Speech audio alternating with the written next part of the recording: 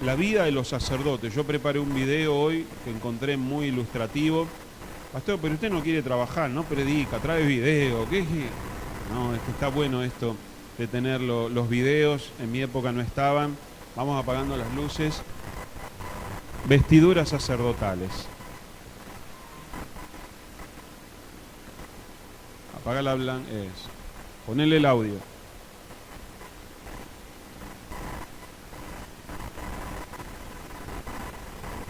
Y harás que se acerquen a ti a Aarón tu hermano y sus hijos con él, de entre los hijos de Israel, para que sean mis sacerdotes. Y harás vestiduras sagradas a Aarón tu hermano, para honra y hermosura. Las vestiduras que harán son estas: el pectoral y el efod, y el manto, y la túnica bordada, la mitra y una faja. Hagan pues las vestiduras sagradas para Aarón tu hermano y para sus hijos, a fin de que sean mis sacerdotes. Y harán el efod de oro, y azul, y púrpura, y carmesí, y lino torcido, de obra primorosa. Tendrá 2 sombreras que se junten a sus 2 extremos, y así se juntará. Y la hechura primorosa del cinto que está sobre el efod será de la misma obra de una sola pieza, de oro, y azul, y púrpura, y carmesí, y lino fino torcido. Y tomarás 2 piedras de ónice, y grabarás en ellas los nombres de los hijos de Israel. 6 de sus nombres en una piedra, y los otros 6 nombres en la otra piedra, conforme al orden de nacimiento de ellos.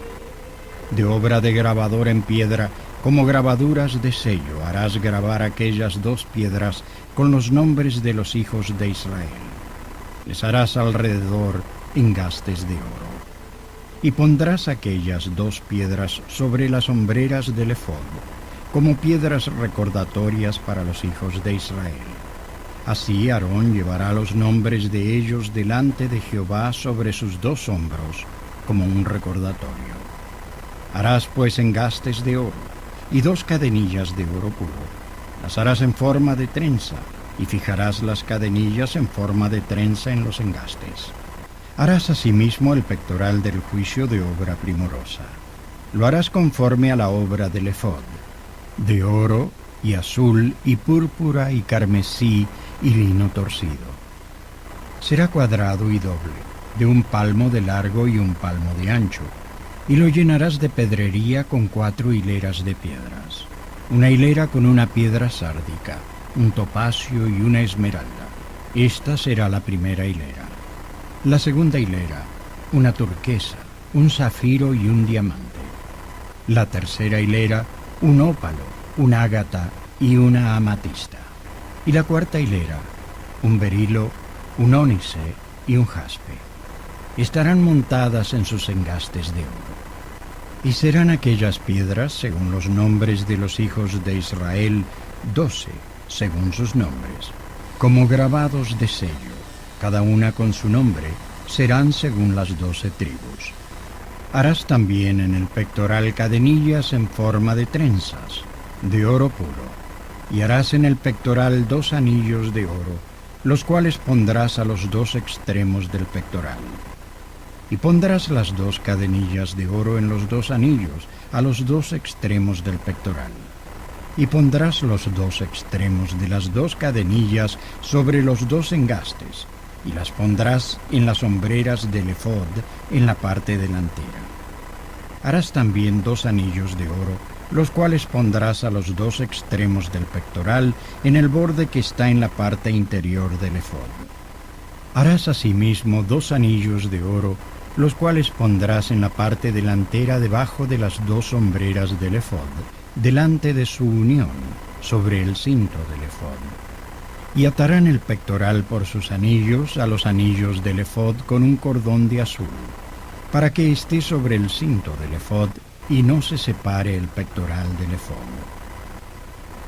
Y llevará Aarón los nombres de los hijos de Israel en el pectoral del juicio sobre su corazón, cuando entre en el santuario, como recordatorio delante de Jehová continuamente. Y pondrás en el pectoral del juicio el Urim y el Tumim, para que estén sobre el corazón de Aarón cuando entre delante de Jehová. Y Aarón llevará el juicio de los hijos de Israel sobre su corazón delante de Jehová de continuo. Harás el manto del efod todo de azul, y en su centro, arriba, habrá una abertura, la cual tendrá un borde alrededor, obra de tejedor, como el cuello de una cota de malla, para que no se rompa. Y abajo, en su borde inferior, harás granadas de azul y púrpura y carmesí alrededor del borde. Y entre ellas y alrededor del borde pondrás campanillas de oro. Una campanilla de oro y una granada. Una campanilla de oro y una granada alrededor de todo el borde del manto. Y Aarón se lo pondrá cuando ministre, y se oirá su sonido cuando él entre en el santuario delante de Jehová y cuando salga, para que no muera. Harás además una lámina de oro puro y grabarás en ella, como las grabaduras de un sello, Santidad a Jehová. Y la sujetarás con un cordón azul, y estará sobre la mitra. Por la parte delantera de la mitra estará. Y estará sobre la frente de Aarón. Y llevará a Aarón la culpabilidad de las cosas santas que los hijos de Israel hayan consagrado en todas sus santas ofrendas. Y sobre su frente estará continuamente, para que hallen gracia delante de Jehová. Y bordarás una túnica de lino, y harás una mitra de lino fino. Harás también una faja de obra de bordador. Y para los hijos de Aarón harás túnicas. También les harás fajas y les harás tiaras para honra y hermosura. Y con ellas vestirás a Aarón, tu hermano, y a sus hijos con él. Y los ungirás y los consagrarás y santificarás para que sean mis sacerdotes.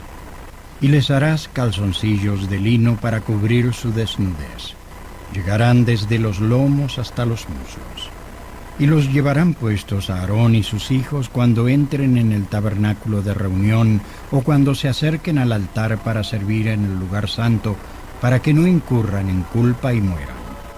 Es estatuto perpetuo para él y para su descendencia después de él.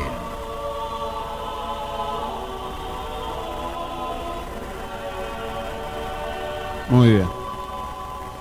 Muy esclarecedor, muy ilustrado. Vamos a ir entonces a un repaso de lo que vimos la semana pasada acerca de quién cumplía la función. Eran los levitas elegidos por Dios debido a un acto de sublime obediencia, ¿se acuerdan? Los mandaron a matar y dice que arrasaron con todo. Esos son los indicados para ser los siervos de Dios. Aquellos que están dispuestos a hacer cualquier cosa poniendo a Dios en primer lugar. Vimos también las funciones sacerdotales, consultar para discernir la voluntad divina del pueblo, ser los intérpretes, maestros de la ley y de enseñar al pueblo los estatutos de Jehová, y tercero, ministrar en las cosas sagradas del tabernáculo. Esa es la función, esa es hoy nuestra función. Ir, hacer discípulos, predicar, instruir, ministrar en las cosas de Dios. El sumo sacerdote vimos también que es uno entre todos los sacerdotes que lleva esa vestimenta. No la llevan todos los sacerdotes, la lleva el sumo sacerdote. Todo eso que acabamos de ver acá tiene que ver con la conciencia que el sumo sacerdote tiene continuamente. Es como cuando vos tenés un dolor de muela. ¿Cuántos han tenido un dolor de muela? Te levantás, comés, trabajás, te movés, dormís y constantemente ese dolor de muela te dice, acá estoy, acá estoy, acá estoy, acá estoy, ¿no? Bueno, ese sacerdote, al llevar todas esas cosas, al llevar toda esa ropa, las campanitas, el peso de esas piedras, la mitra, ese casquillo, él sabía continuamente que iban sonando las campanas. ¿Qué es esto que me pesa? ¿Qué es esto que parece una coraza? ¿Qué es esto que llevo acá en la cabeza que todos me leen y me miran? Así que concientícese usted de por qué Dios manda todo esto. Porque el sacerdote tenía que saber la gran carga, la gran responsabilidad, el gran testimonio de lo que él debería representar para el pueblo. Los niños mirarían al sacerdote y dirían: ¡wow! ¡Qué hombre santo! Sonaban las campanitas y sabían: ahí viene el hombre de Dios. Y miraban ahí en la cabeza: santidad Jehová, está pensando, haciendo. Mirá, lleva la carga del pueblo, de las almas, del servicio. Y el sacerdote tenía que sentir eso, la gente tenía que ver eso. Y Dios de esa manera ilustraba y educaba a un pueblo sin Biblia, a un pueblo sin cultura religiosa, de lo que Dios esperaba. ¿Ha cambiado Dios del Antiguo Testamento al Nuevo Testamento? Sigue siendo el mismo, sigue esperando lo mismo. Su santidad no ha cambiado, lo único que ha cambiado es el pacto. La Biblia dice, cuando participamos de la Santa Cena, la sangre del nuevo pacto, lo único que ha cambiado es cómo Él ahora trata con nosotros. Antes trataba a través de los mandamientos y de los sacrificios, ahora trata a través de Jesucristo y de la gracia que Él nos ha regalado. Pero Él sigue queriendo lo mismo, hermanos, que ahora nosotros como real sacerdocio nos vistamos espiritualmente de esta misma manera. Y entonces el sumo sacerdote con estas vestiduras entraba una vez al año. Y nos quedamos el miércoles pasado en los requisitos del sacerdote.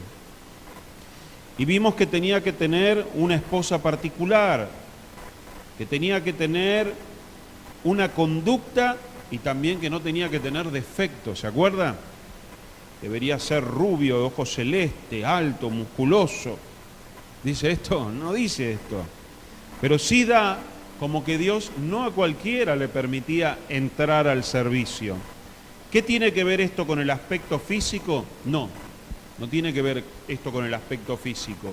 Pero Dios quería enseñar de que había problemas físicos que tienen que ver con la naturaleza pecaminosa del hombre. Levítico 21:16, vamos desde ahí.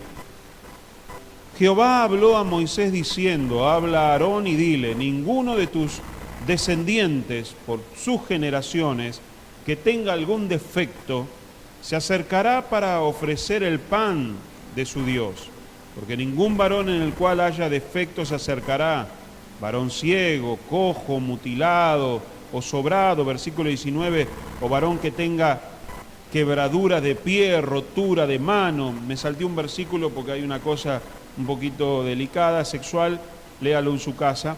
Ningún varón de la descendencia del sacerdote Aarón en el cual haya defecto se acercará para ofrecer las ofrendas encendidas para Jehová. Hay defecto en él, no se acercará a ofrecer el pan de su Dios. Pastor, ¿pero Dios hace discriminación? No. Pero los defectos físicos, la enfermedad, tenía que ver con el pecado de Adán y de Eva. Los hombres eran perfectos, Adán y Eva eran perfectos, no había enfermedad, no había guerras, no había problemas climáticos, no había ningún tipo de muerte. Cuando el hombre cae y dio lugar al pecado que entre, ahí empiezan las enfermedades. No son todas las enfermedades del diablo, son consecuencia de esta naturaleza genética nuestra que el pecado la ha perturbado, a tal punto que la naturaleza, dice la Biblia, que empezó a dar espinos, empezaron las tormentas, empezaron los animales a comerse entre ellos, cuanto antes no lo hacían, entró la violencia, entró el derramamiento de sangre. Todo eso no es el plan ideal de Dios. Entonces, cuando hay una enfermedad o un defecto físico y alguien me dice: pastor, pero mire, nació con problemitas, ¿por qué Dios lo permitió? Es que es la consecuencia de una naturaleza caída, de un mundo caído, de una degeneración genética a causa del pecado. Pero esa persona tiene un alma y esa alma puede ser redimida y ese cuerpo un día transformado y glorificado. Pero acá en la tierra vamos a tener aflicción. Aunque usted esté lleno del Espíritu Santo, usted va a tener aflicción y vamos a morir físicamente. Y no es culpa del diablo, ni como me dijo una vez una señora, yo a la muerte la reprendo. A mí no voy a morir nunca. Esta está loca, chiflada. Dice, yo la reprendo a la muerte. Voy a los hospitales, reprendo la muerte. Mire, si Dios determinó, se lo va a llevar y gloria a Dios. Porque ya está establecido que el hombre muera y después el juicio. Y eso es consecuencia del pecado. Todavía con la muerte no se terminó. La Biblia dice, oh muerte, ¿dónde está tu victoria? Sórbida es la muerte en victoria, porque un día la muerte va a ser cancelada por la obra terminada de Jesús, que aún no es terminada. Aún no hemos sido libres de la muerte. Necesitamos un cuerpo glorificado, un cielo nuevo, una tierra nueva, un cuerpo nuevo. Por eso Dios quiere mostrar que en su presencia Él no se olvida del pecado y no se olvida de las consecuencias y no se olvida que eso está mal. Y entonces quiere dejar en la conciencia de la gente de que sacerdotes con defectos físicos no representan lo máximo de la santidad. No representan lo máximo de la santidad. Sabemos en la Biblia que para ser un siervo y un ministro de Dios hay requisitos. Y uno puede decir, pero es que para el sacerdote tenía que representar lo máximo de santidad que hubiese en la tierra. Por eso Dios describe que no puede haber sacerdote con defecto físico. Y en el ministerio, hermanos, pastores, evangelistas, apóstoles, maestros, todos ellos también tienen que ser el modelo máximo de santidad y de perfección dentro del reino de los cielos. ¿Cuántos dicen amén? Y eso no tiene que ver tanto con lo físico, porque si no, este hombre no podía ni predicar ni cantar con esta facha, pero sí los requisitos hoy han cambiado, porque son requisitos espirituales, requisitos emocionales, requisitos de carácter, requisitos de testimonio. Leímos algunos rápidamente, se los vuelvo a leer hoy, 1 Timoteo 3:2. Así como el sacerdote debía cumplir requisitos, así hoy nosotros, los nuevos sacerdotes, aunque no sacrificamos cerdos, somos sí intercesores, mediadores, predicadores, maestros de la palabra, sacrificios espirituales. Estamos viéndolo miércoles tras miércoles, cómo las escrituras cobran sentido en el Nuevo Testamento, teniendo el fundamento del Antiguo Testamento, especialmente de este estudio del tabernáculo. 1 Timoteo 3:2, pero es necesario que el obispo, el pastor, sea irreprensible. ¿Por qué no dice pastor? Le explico, hermanos. Hay pastores que no cumplen la función de pastor, cumplen la función de supervisores. Son pastores que tienen muchas iglesias, entonces no pueden pastorear una iglesia. Pastorean los pastores. Estos eran los obispos, pero eran también pastores algunos. Por eso aparecen presbíteros, pastores, obispos. En este caso, el obispo, aquel que quiera dedicarse al pastorado, al ministerio, al ejecutivo, nosotros debemos ser irreprensibles. Hace unos días apareció una persona que dijo que era pastor. No le voy a decir quién, ni piense quién. Y resulta que yo tengo un compañero de la primaria que vive acá, que nos hemos encontrado hace algunos años, y es vecino nuestro. Y él me dice, Tano, ¿sos pastor? Y sí, soy pastor. ¿Son todos chantas los pastores? ¿Por qué es decir así? No, porque acá enfrente hay uno que le curró guita a medio mundo, esto, el otro. Le digo, ¿dónde? Le digo, pues yo no sabía que había una iglesia acá, por acá cerquita. Y me mostró y estaba la cruz todavía enfrente de la casa. Mirá, la verdad no lo conozco, no sé si hizo eso, no es pastor. No, ese es un chanta, seguro, no, seguramente no es como vos. No, yo no. Si no me conocés, no, pero ya te conozco, Tano. El tema que apareció la otra vez acá. Entonces viene un hermano y dice, hay un pastor, ¿no? Entonces yo me acerco, porque los títulos no nos hacen pastores, sino las características nos hacen pastores, ¿entendió? Cuando la gente dice, es pastor aquel, no se comporta como un pastor. Es médico aquel, no se comporta como un médico. Entonces, le digo a este hermano, sí, le digo, ¿sí es pastor? ¿Lo conocés? Ojo, cuidalo, supervisemos, porque hay muchos que se dicen pero no son. El hombre de Dios, la mujer de Dios, tiene que ser irreprensible, marido de una sola mujer. Sorpresa acá, ¿no? No voy a tocar mucho el tema. Sobrio, prudente, decoroso, hospedador, apto para enseñar, no dado al vino, no pendenciero, no codicioso de ganancias deshonestas, sino amable, apacible, no avaro, que gobierne bien su casa, que tenga a sus hijos en sujeción con toda honestidad, pues el que no sabe gobernar su propia casa, ¿cómo cuidará a la iglesia de Dios? No un neófito. Un neófito significa un creyente nuevo, que no ha estudiado, que no conoce los principios del reino. No sea que envaneciéndose caiga en la condenación del diablo. También es necesario que tengan buen testimonio de los de afuera para que no caiga en descrédito y en lazo del diablo.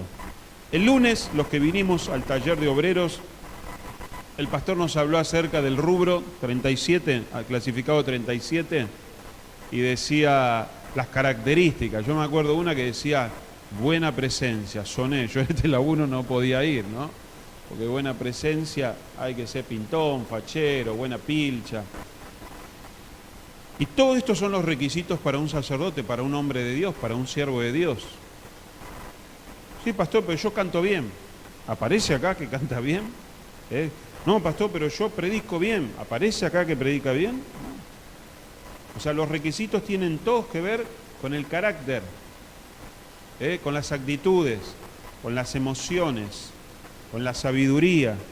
Hoy le llaman la inteligencia espiritual. ¿Escuchó? La inteligencia espiritual. Ser inteligente en las emociones, en las relaciones. Todo esto son los requisitos que muestran que ese hombre es espiritual. Ni es la ropa, ni los títulos, ni la fama, ni la experiencia. Tiene que ver con cómo hoy él está. También dice acerca de los diáconos. 1 Timoteo 3:8, que son servidores dentro de la iglesia. No han llegado aún a la categoría de obispos. ¿Por qué? Porque los diáconos, la palabra diácono significa servidores o ministros, ministradores, mejor entendido hoy en castellano como servidores. Los primeros diáconos fueron 7 que los apóstoles eligieron, llenos del Espíritu Santo, llenos de fe y de buen testimonio. Y ahí ayudaban a los apóstoles. Están en el grado de ayudantes, de cadetes de los pastores. ¿Cómo? Es el pastor que tiene que hacer todo. No. Si usted quiere crecer, va a tener que ser un diácono. Va a tener que ser un ayudante de los hombres de Dios. Como lo fue Eliseo con Elías, como lo fue Josué con Moisés, como lo fueron los apóstoles con Jesús. ¿Por qué? Porque es un tiempo de prueba para el ministerio. Porque los requisitos también son muy altos para el diácono. Entonces en la iglesia nosotros nos encontramos con los asistentes, nos encontramos con los creyentes, asistentes, creyentes un poquito mejor, creen en Dios. Los asistentes puede venir uno que no cree, puede venir un amigo, un pariente. Yo vengo porque me gusta la música. Pero el creyente ya cree. Y después vienen, en segundo grado, los discípulos, los tercer grado, los discípulos, que son aquellos que, según la palabra lo dice, se sientan a los pies del maestro para aprender una cátedra durante años. La palabra discípulo tiene que ver con el modo en que se enseñaba en los tiempos de Jesús. Cuando uno era discípulo de alguien, dejaba todo para irse a vivir con el maestro y lo seguía y pagaba con toda una dote el proceso hasta que el maestro le decía: Alfredito, vos ya estás listo, andá. Y se lo llevaba a dormir a una misma casa, comían todos juntos. Lo mismo que hizo Jesús. Un discípulo no es un creyente. Un discípulo no es alguien que viene a la iglesia.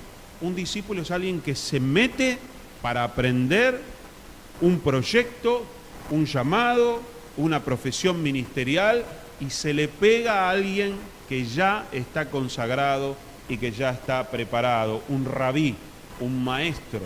En la filosofía griega había mucho de esto, en la romana también y entre los judíos también. Y una de las características que tenían los discípulos era que el maestro estaba o sentado o parado y los discípulos sentados a sus pies. Y muchas de las maneras en que los discípulos se ponían bajo la mentoría, bajo la tutela, bajo la enseñanza de un maestro, era viniendo, trayendo dinero, inclinándose y poniéndoselo a los pies del maestro, para que el maestro lo recibiese como paga, como servicio, y le permitiese entrar a esa escuela, que no había escuelas, sino que él mismo era la escuela. Piensa en Jesús, cuánta gente se acercó y se tiró a los pies. ¿Cuántos le trajeron cosas? A los apóstoles le traían y lo ponían a los pies. ¿Por qué? Porque no es para todos, hermanos, ser un discípulo. Muchos son los llamados, pocos los escogidos. Y Jesús los llamó y ellos vinieron. Y después muchos querían venir, pero Jesús no los recibió. Por eso la tercera categoría es de discípulos. Son aquellos que quieren, y esos son los que tienen que dar un paso al frente. Los que quieren estudiar, los que quieren servir, los que quieren aprender, los que dicen, pastor, dígame todo, lo que está bien, lo que está mal. Voy a agachar la cabeza porque yo necesito a alguien que me diga. En cambio, el que no es discípulo viene y no quiere que le digan nada, no quiere que le corrijan, no quieren que le exijan, no quieren que los ponga a prueba. Y esto es lo que dice acá.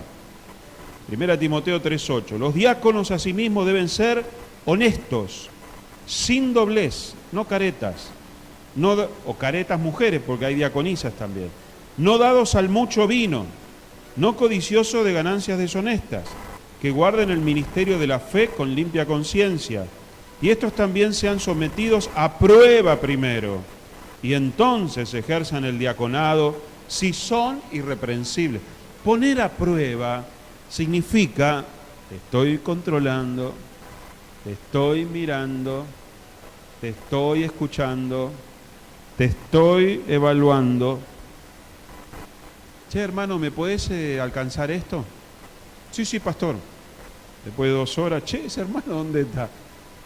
Es más infiel que no sé quién. Hermano, ¿puede ir para allá? ¿Por qué yo? Ya anoté. ¿Por qué? Porque los obreros, hermanos, son pocos, la mies es mucha, estamos buscando obreros, pero esas características te descalifican totalmente.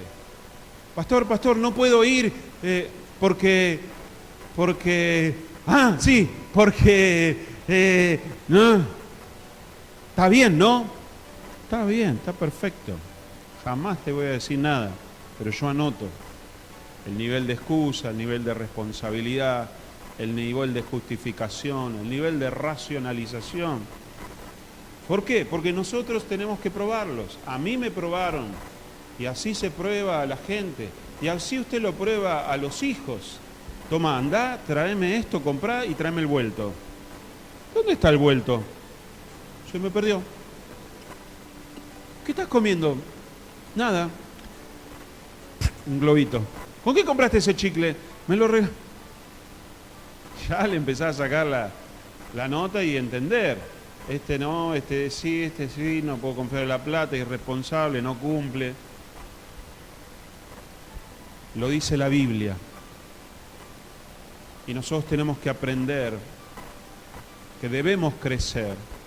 Y para crecer debemos dar pasos. Pero debemos también ser probados. Para ser aprobados. Y si somos desaprobados, volvemos a recursar. Porque yo jamás descalifico, ni liquido, ni excluyo, ni entierro a nadie que se haya equivocado o que sea inmaduro, porque si no, Dios lo haría conmigo. Y Dios me tuvo mucha paciencia.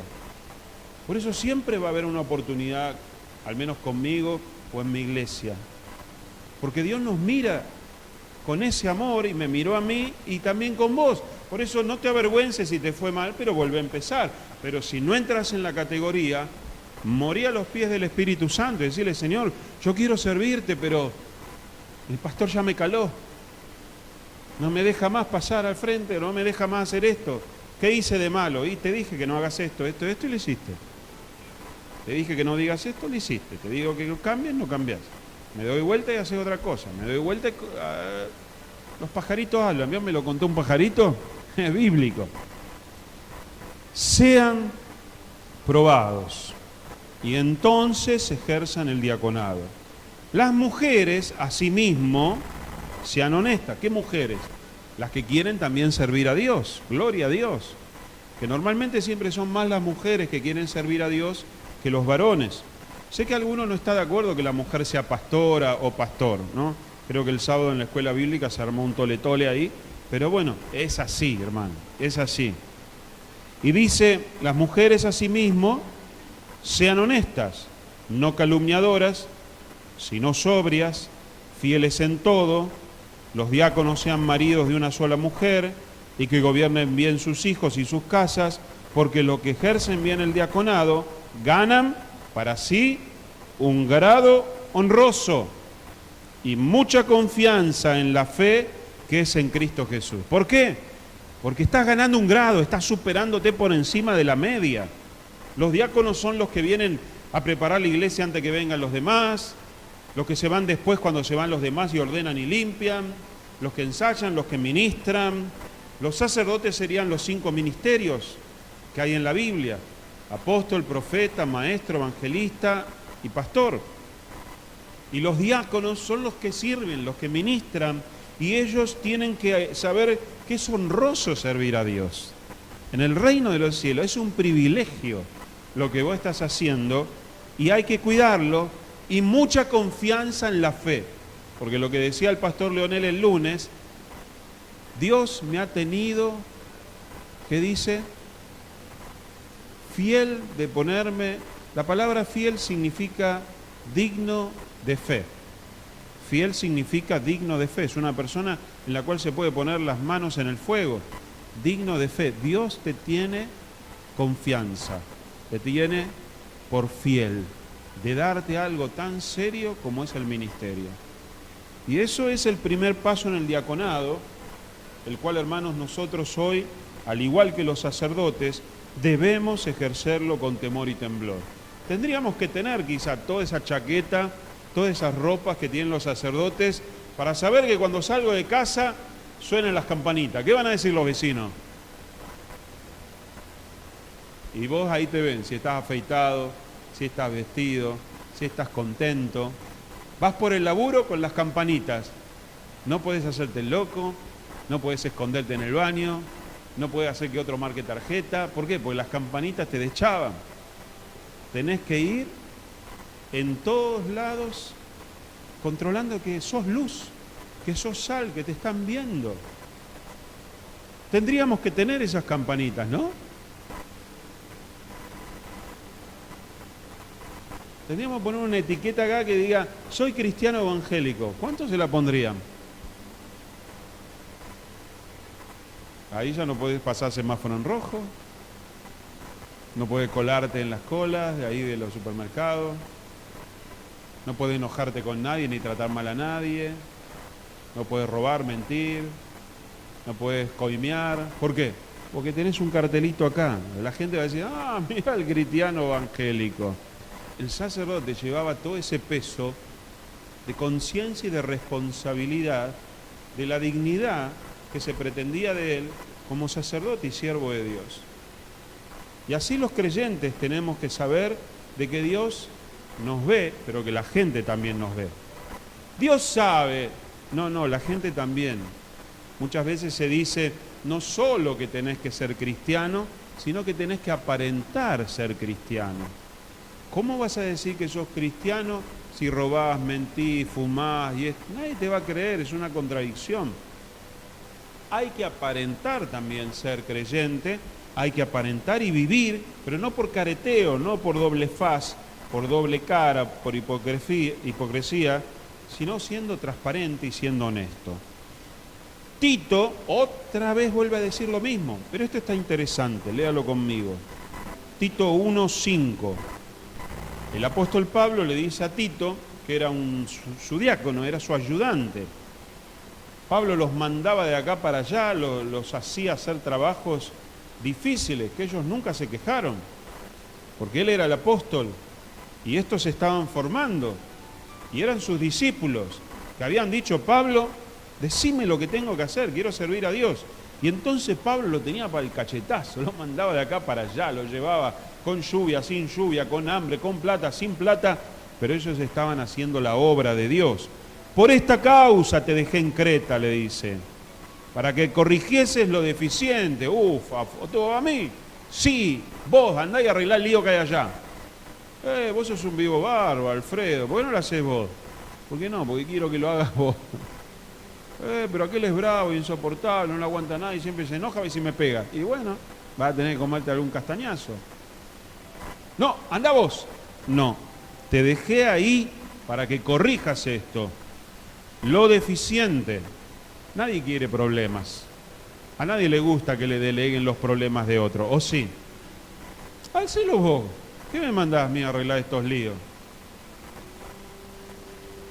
Y establecieses ancianos en cada ciudad, así como yo te lo mandé.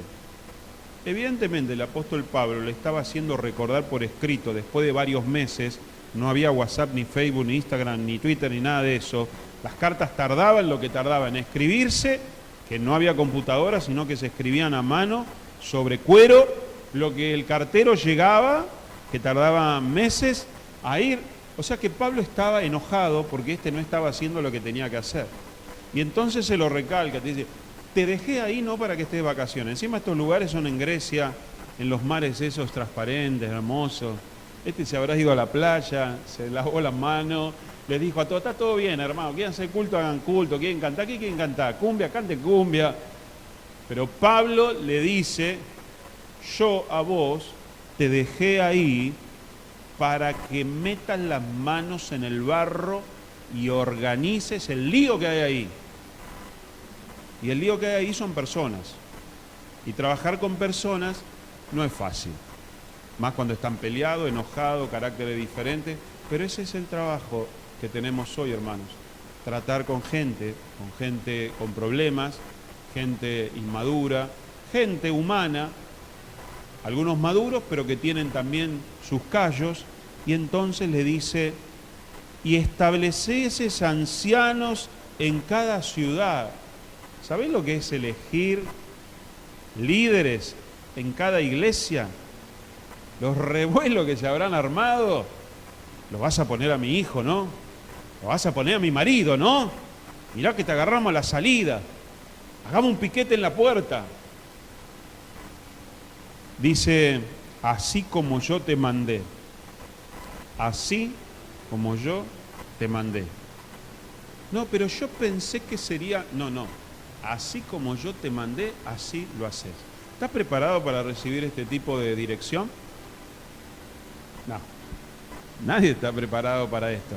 A no ser que le paguen. En el laburo sí, hay que hacerlo, si no, te rajan.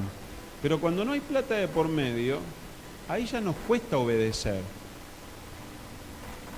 Pero cuando es un trabajo parece que sí, porque si no, no nos pagan. La iglesia es mayor que un trabajo y muchas veces va a haber este tipo de órdenes, este tipo de direccionamiento. ¿Por qué?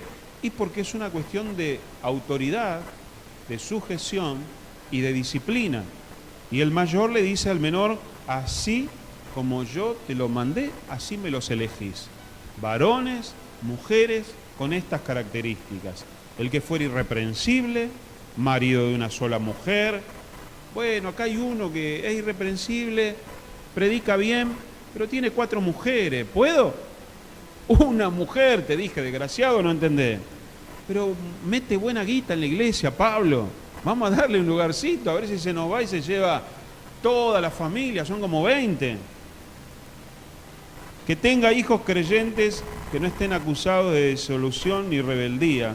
En los 3 casos habla de la familia, ¿sí o no? Habla de la familia. Por eso es importante, hermano, lo que usted hace con sus hijos, con sus nietos, el testimonio que les da. los principios acerca de las Escrituras, porque es necesario que el obispo sea irreprensible como administrador de Dios, no soberbio, no iracundo, no dado al vino, no pendenciero, no codicioso de ganancias deshonestas, sino hospedador, amante de lo bueno, sobrio, justo, santo, dueño de sí mismo, retenedor de la palabra, fiel como que ha sido enseñada, para que también pueda exhortar con sana enseñanza y convencer a los que lo contradicen, porque hay aún muchos contumaces, habladores de vanidades y engañadores, mayormente los de la circuncisión, a los cuales es preciso taparle la boca, que trastornan casas enteras, enseñando por ganancia deshonesta lo que no le conviene. Fíjese que también en aquella época había predicadores truchos, había gente que se aprovechaba, que mangueaba, que pedía plata, que trastornaban casas enteras de las familias, que arrastraban, las sacaban de la iglesia. Pobre Pablo decía, pero Jesús enseñó esto. Sí, Pablo, pero se fue la familia esta atrás de aquel apóstol, aquel de profeta, aquel ungido, aquel querubín, aquel serafín. Lo que pasa es que allá regalan, hoy veían, me mandaron en internet, el pañuelo profético. Ese, no sé si lo puso Joana. Una famosa predicadora, una tal Méndez, que vendía esto ahora, hermano. Y así van dando vueltas y la gente, ay, yo quiero uno, yo quiero uno, yo quiero uno. Hebreos 7:22. ¿Qué dice el Nuevo Testamento de todo esto? Por tanto, Jesús es hecho fiador de un mejor pacto. Fiel, fiador, fiel, hombre de fe, digno de confianza, Jesús. Y los otros sacerdotes llegaron a ser muchos en el Antiguo Testamento, debido a que por la muerte no podían continuar, morían y tenía que venir otro. Mas este Jesús, por cuanto permanece para siempre, tiene un sacerdocio inmutable. Jesús es sacerdote para siempre, por lo cual puede también salvar perpetuamente a los que por él se acercan a Dios, viviendo siempre para interceder por ellos. Por eso no hay más sacrificio, no hay más sacerdotes, no hay más sumo sacerdote, porque Él es el sacerdote que vive para siempre e intercede desde hace 2000 años hasta el día de hoy para que la gente siga siendo perdonada. ¿Cuántos dicen gracias? Él es el sumo sacerdote y ya no hace falta otros. Esto a los judíos los pone locos, porque los judíos no creen en Jesús, la gran mayoría como Mesías, y quieren restablecer y reconstruir el templo para que vuelvan los sacrificios y los sacerdotes, pero no saben que ya Dios mandó el sumo sacerdote para que eternamente en la presencia de Dios, directamente allá, porque el velo se rasgó, esté intercediendo por nosotros, por los que se entregan a Cristo cada día y por nosotros. Abogado tenemos para con el Padre a Jesucristo el justo. Si confesamos nuestros pecados, Él es fiel y justo para perdonarnos y para limpiarnos de toda maldad. ¿Por qué? Porque Jesús está a la diestra de Dios intercediendo. Y cuando viene el acusador de nuestras almas, Él le muestra las manos, Él le muestra su costado, Él le muestra los pies y le dice, Señor, yo por Alfredo derramé mi sangre. Y Jesús presenta delante de Dios ese testimonio y el Padre dice, redimido, justificado pues por la fe, tenés paz para conmigo, porque mi fe en Jesucristo es mi salvaguardia para vivir eternamente con estos colores maravillosos con el cual se hizo el efod, los colores de la sangre, los colores del púrpura de la realeza, los colores celestes, los colores blancos de la santidad, para que nunca nos olvidemos de la gracia, del sacrificio, del cielo y de la pureza de nuestro Señor. Nunca debemos olvidarnos. Por eso, cuando Dios habla de la armadura del cristiano, dice el yelmo de la salvación, el casco de la salvación. Acordate en tu cabeza que eres salvo, redimido, perdonado, que la gracia nos sostiene. No me desvío, sigo en este pasaje que es tan interesante. Dice, Mas este, por cuanto permanece para siempre, versículo 24, tiene un sacerdocio inmutable, por lo cual puede también salvar perpetuamente a los que por él se acercan a Dios, viviendo siempre para interceder por ellos, porque tal sumo sacerdote nos conviene. ¿Quién es este sumo sacerdote? Jesús. Está allá. ¿Y qué tiene colgado, hermanos? En el Antiguo Testamento tenía las 12 tribus. Hoy nos tiene a nosotros. En la presencia de Dios, Jesús siente el peso, la carga de la iglesia, de los redimidos, de aquellos que tiene esculpido en la palma de su mano, de vos y de mí. Todas nuestras oraciones, todos los días Él las carga y ahí las presenta delante del Padre. ¿Por qué? Porque es sumo sacerdote. ¿Y el sacerdote qué hace? Intercede por vos y por mí delante de Dios. Tenemos un sumo sacerdote, el máximo, que está continuamente intercediendo por nosotros. ¿Cuántos pueden decir gracias, Señor? Y ese sacerdote nos conviene, mire, santo, inocente, sin mancha, apartado de los pecadores y hecho más sublime que los cielos, sin ningún defecto, como debía ser un sacerdote. ¿Por qué? Porque Él fue puro, hermano, en todo y se entregó. Por eso es aún mayor que cualquier otro sacerdote, que no tiene necesidad cada día, como aquellos sumos sacerdotes, de ofrecer primero sacrificios por sus propios pecados, luego por los del pueblo, porque esto lo hizo una vez para siempre, ofreciéndose a sí mismo, porque la ley constituye sumos sacerdotes a débiles hombres, pero la palabra del juramento posterior a la ley, al Hijo, ha hecho perfecto para siempre, como sumo sacerdote de nuestras vidas. Él ha tomado todo esto que estamos estudiando y dijo, yo solito, yo voy a ser el sumo sacerdote de ahora y para siempre por vos y por mí. Y no es un sacerdote que muere, no es un sacerdote con defectos, sino que podemos estar tranquilos que ese sacerdote nunca va a morir en la presencia de Dios, sino que va a permanecer por la eternidad para salvar nuestras vidas. Porque muchos de los judíos temían que cuando el sumo sacerdote entrase, muriese porque él estaba en pecado o porque el pueblo estaba en pecado. Pero este sacerdote no puede morir. Es para siempre, es eterno. Por eso tenemos acceso a la presencia de Dios. Y tenemos, hermanos, la confianza de que verdaderamente nada ni nadie nos podrá separar del amor de Dios. Ni lo alto, ni lo profundo, ni lo ancho. Si subiese a los cielos, si bajase a lo más profundo de la tierra, allí estás tú amándome y amándote. Y Dios no ama a algunos más que a otros, sino que Él nos ve a través de la sangre preciosa de Jesucristo. Y nos va procesando y nos da tiempo. Alfredo, te vengo perdonando hace 33 años, pero anda cambiando, viejo. Anda cambiando, anda mejorando. Tenés que ser mejor que ayer. Lo decía también el pastor Leonel. Y para terminar, Éxodo 28:1. ¿Me apagas el ventilador que me está dando frío? Ahí está. No llego a hablarle del Urim y el Tumim. ¿Cuántos saben lo que es el Urim y el Tumim? Una pirinola de aquellos tiempos, que se tiraba y decía sí o no. Pero es interesante. Éxodo 28:1.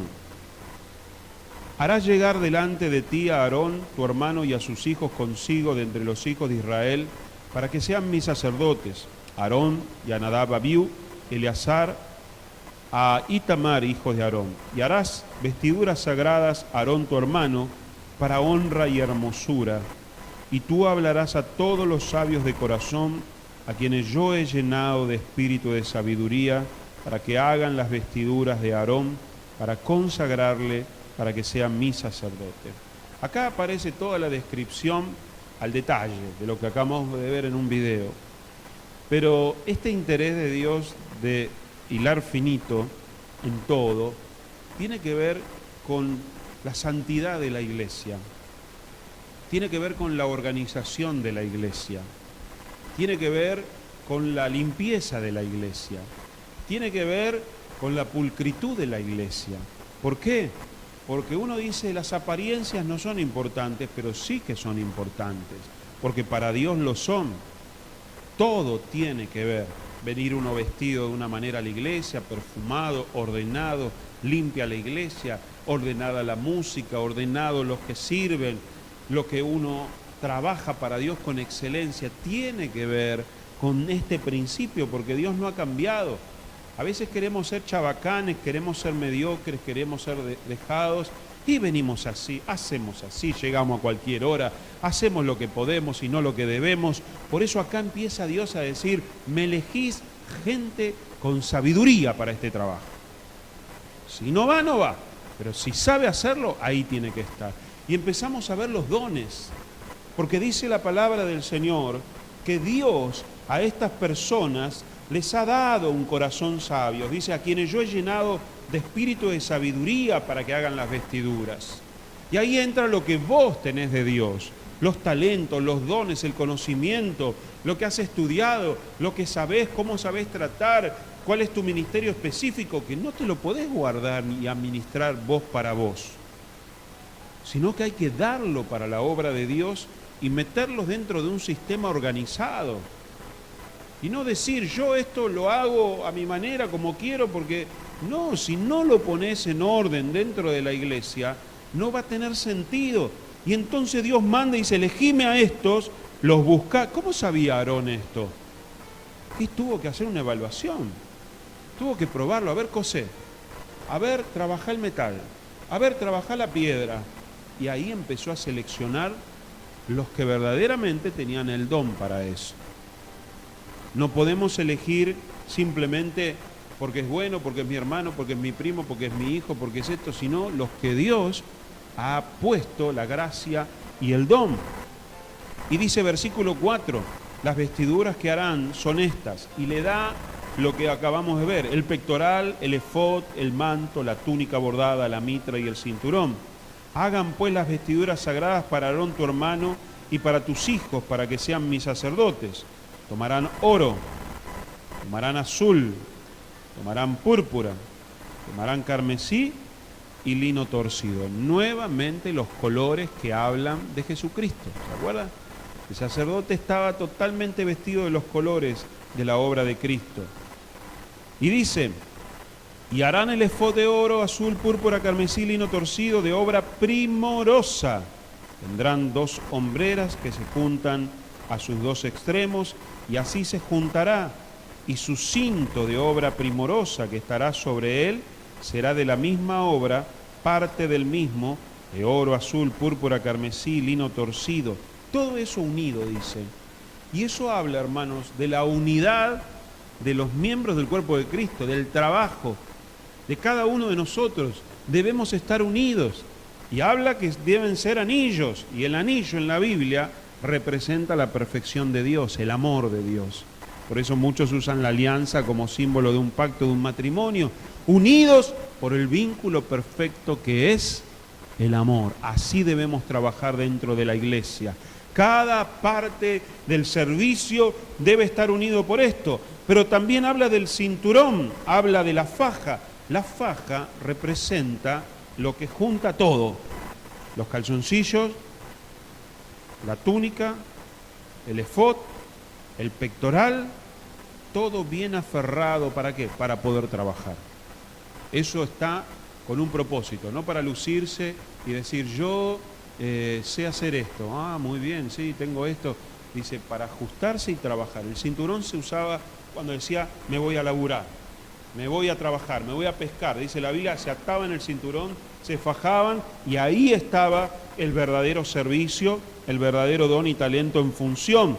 Y tomarás 2 piedras de ónice y grabarás en ellas los nombres de los hijos de Israel, 6 de sus nombres de una piedra y los otros 6 nombres de la otra piedra, conforme al orden de nacimiento de ellos, de obra de grabador en piedra, como grabaduras de sello. Harás grabar las 2 piedras con los nombres de los hijos de Israel, las harás alrededor de engastres de oro, y pondrás las 2 piedras sobre las sombreras del efod para piedras memorables a los hijos de Israel, y Aarón llevará los nombres de ellos delante de Jehová sobre sus 2 hombros por memorial. 2 piedritas acá que las vimos con el nombre de las 12 tribus, encastradas en oro precioso, y esto habla, hermanos, del amor que Dios tiene por la iglesia, por el pueblo de Dios. Lo precioso, lo cuida, lo tiene ahí, hermanos, en el metal precioso que es el oro.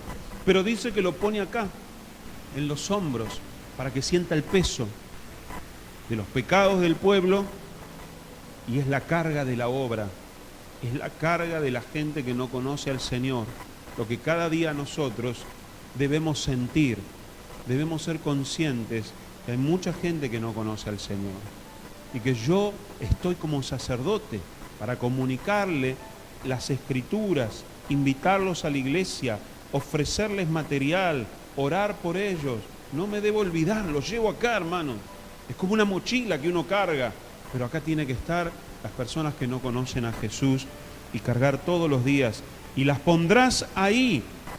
Versículo 3, harás pues los engastres de oro. Dice, 2 cordones de oro fino, los cuales harás en forma de trenza, y fijarás los cordones de forma de trenza en los engastres. Harás asimismo el pectoral del juicio de obra primorosa. Lo harás conforme a la obra del efod de oro, azul, púrpura, carmesí, lino torcido, y será cuadrado y doble, de 1 palmo de largo y 1 palmo de ancho, y los llenarás de piedra, en 4 hileras de piedra, una hilera de una piedra sárdica, un topacio, un carbunclo, la segunda hilera una esmeralda, un zafiro, un diamante, la tercera hilera de jacinto, de ágata, amatista, la cuarta hilera de berilio, de ónice, un jaspe. Todas estarán montadas en engastres de oro, y las piedras serán según los nombres de los hijos de Israel, 12 según sus nombres, como grabaduras de sello, cada una con su nombre serán grabadas las 12 tribus. ¿Qué significan estas piedras preciosas? Son piedras preciosas, no le vamos a encontrar un significado por el color, la calidad, no las hay. Habla de cómo Dios nos ve, hermanos, del valor que nosotros tenemos para Dios, el valor de una piedra preciosa. Yo, pastor, sé. Mire que yo no estoy muy bien con Dios. Dios te ama igual. Como una piedra preciosa. Y en aquella época el valor no era dinero, no era autos, no era terreno, eran piedras. Eran piedras preciosas. Una vez tuve una visión que el Señor me mostró, que las visiones que uno tiene son para uno y otras son para compartir. Y en esa visión yo veía una fuente llena de piedras, piedras que parecían piedras preciosas, ¿no es cierto? Y en medio de esa fuente gigante llena de piedras había un pedestal en el centro. Y en ese pedestal en el centro había otra piedra más valiosa, más importante, se veía, se notaba. Y yo le decía, Señor, pero ¿qué es eso? Y Dios me decía, ese sos vos para mí. Ah, soy mejor que todas las demás. No, ese sos vos para mí. Y para el otro, también. Para mí es especial entre todas las demás piedras preciosas. Dios es Dios y a vos te ve como el mejor, como el único, como el más precioso de todos. Dios no nos ve, hermanos, como nosotros vemos, vos sos mejor que todos los demás. Dios a cada uno nos ve como un especial tesoro, especial, único, amado. Es como una madre, un padre que ama a todos sus hijos y a todos de una manera extraordinaria. Y a veces los hijos se pelean, no, te quiere más, vos me quieres más a mí, vos sos adoptado, no sos adoptado, ve que me compró. Pero los padres dicen, ¿qué pavada decís? Yo a él lo quiero por esto y por esto, y a vos te amo por esto. Y Dios me dio una gran lección de saber lo importante que yo soy para Él. Y que yo a Él le debo ese amor que Él me da, esa misericordia, esa reverencia, esa paciencia. Porque Él te ama con amor eterno, de una manera única. Y esas piedras preciosas representan que cada tribu, cada hijo, cada persona aquí presente, aunque los demás digan, vos no valés, yo soy mejor que vos sos más santo, vos sos un pecador, Dios te dice, vos para mí, escúchame, te amo como un tesoro, como una piedra preciosa entre las demás piedras preciosas que hay. Porque sos única, porque sos especial, porque yo te conozco y porque yo te valoro. Y debemos aprender a recibir el amor de Dios de esa manera, a movernos y a caminar sin dejar que nos hundan los prejuicios, los juicios, las comparaciones, los desprecios, las críticas, porque para Dios yo soy especial. Y eso es lo que significan las piedras, hermanos, que Dios no hace distinción entre ninguna tribu. Todas son especiales delante de Dios. Vamos a ponernos de pie, hasta acá llegamos. La semana que viene vamos a ver cómo se consagraba un sacerdote, cómo vivían económicamente los sacerdotes y el Urim y el Tumim para echar suertes. Cerrá tus ojos y dale gracias a Dios, porque eres una de esas piedras preciosas. Aunque creas que no valés, aunque crea que no sos, no importa la edad que tengas, no importa cuánto sabes de la Biblia, no importa lo que hiciste, no importa lo que haces, y no importa lo que harás, Él te ama con amor eterno. Eres especial, único y única, y Él sabe lo que estás viviendo, lo que está pasando, y Él sabe tu amor, cómo tú lo amas, y Él sabe cómo trabajar en tu vida, y Él sabe la relación que tienen ustedes dos. Dile: Señor, yo quiero amarte más. Yo quiero amarte como tú quieres que yo te ame. Yo quiero vivir, Señor, solo para ti. Hay cosas que nos cuestan, Señor. Hay cosas que me son difíciles. Hay cosas que solamente, Dios, tú sabes y solo tú vas a poder ayudarme, pero aquí estoy, Señor, porque entiendo cuál es mi compromiso y mi responsabilidad como sacerdote. Habla con el Señor, habla con Jesús. Eres su piedra preciosa. Dice la Biblia que el sumo sacerdote la llevaba en el pectoral cuando entraba al lugar santo y santísimo, y así te lleva delante de Dios. Así te lleva delante de Dios y dice: mirá, Padre, mirá lo que está haciendo Claudia, mirá lo que está haciendo Claudio, Marcelo, Fabio, mirá lo que está haciendo José, mirá, Señor.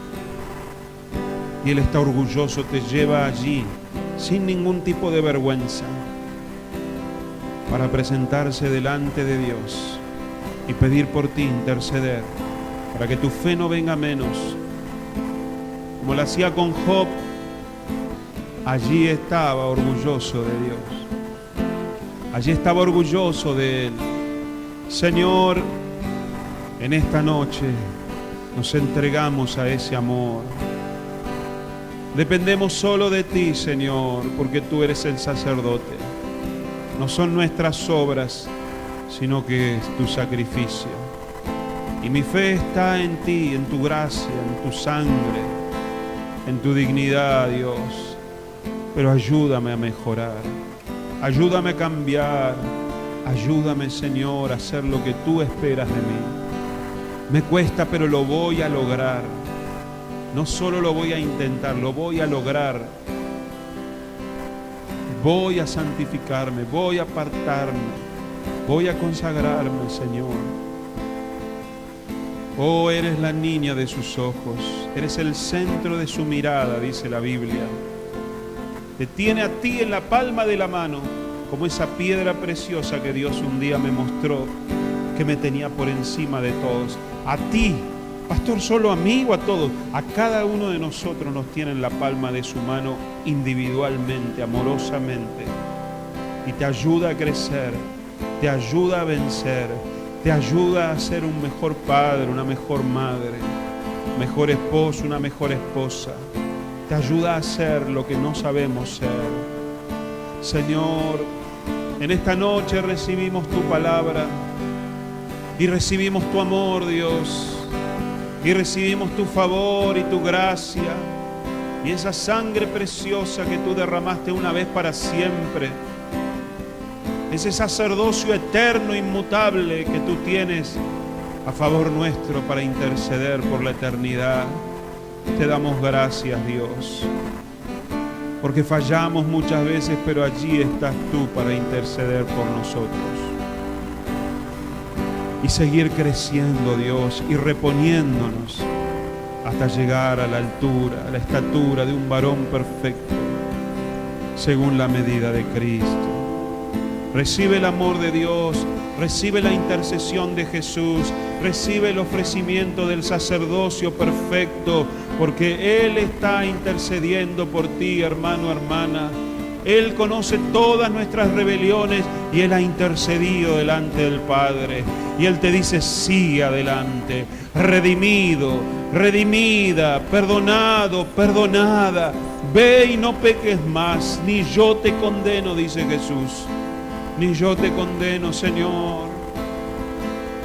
Oh, eres poderoso, Jesús. Has vencido una vez para siempre. Gloria, gloria, gloria. Cantemos al Señor. Poderoso Dios.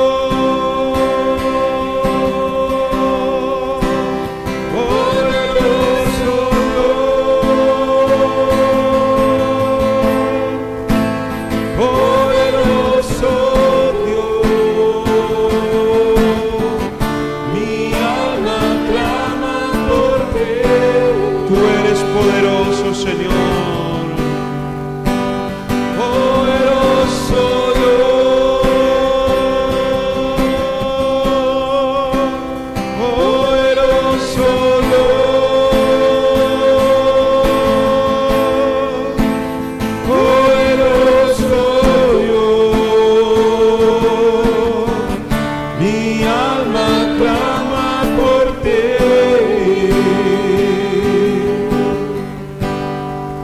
Al que está sentado en el trono y al Cordero sea el honor, díselo, sea la gloria.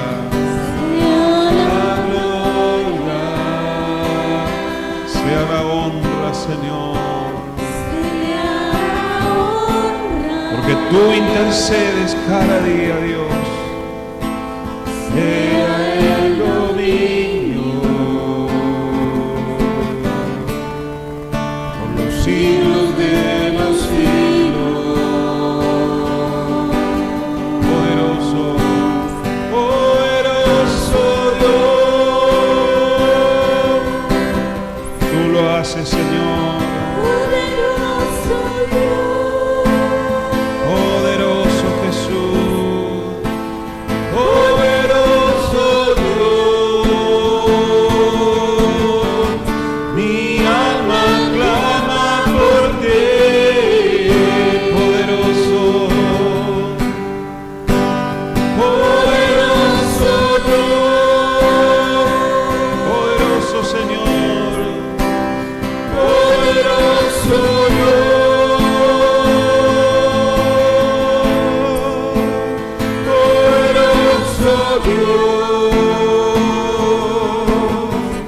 Mi alma clama por ti. Señor, te damos gracias, Jesús, por tu sacerdocio inmutable, porque tenemos confianza de que tú intercederás por nosotros, de que tú nos amas como sumo sacerdote que eres en la presencia de Dios.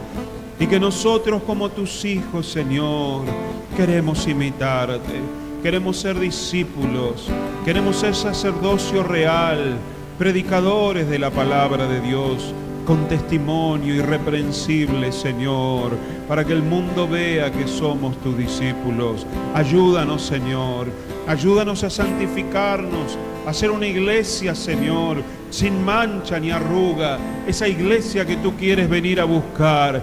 Oh Dios, renuévanos, Señor. santifica a tu pueblo, termina con el pecado, termina con la carnalidad y la desobediencia y levanta una iglesia llena del Espíritu Santo. Señor, te damos gracias por tu palabra, te damos gracias por esta noche y decimos amén, amén y amén. Le damos un aplauso a la palabra de Dios. Gracias, Jesús. Gracias, Señor. Gloria a Dios, gloria a Dios. Amén, hermanos. No me quiero extender, los miércoles tratamos de terminar tempranito. Me preguntaron cómo estaba el hijo de Sabrina, que estuvo internado. Gracias a Dios está mejorando. Han atacado esta bacteria que se ha alojado en la caderita y está recuperándose de a poquito. Así que gracias por las oraciones. Salúdese, hermano, lo esperamos este sábado en el culto principal. Dios lo bendiga grandemente. ¿Qué pasa? ¿Le debo algo que me miran?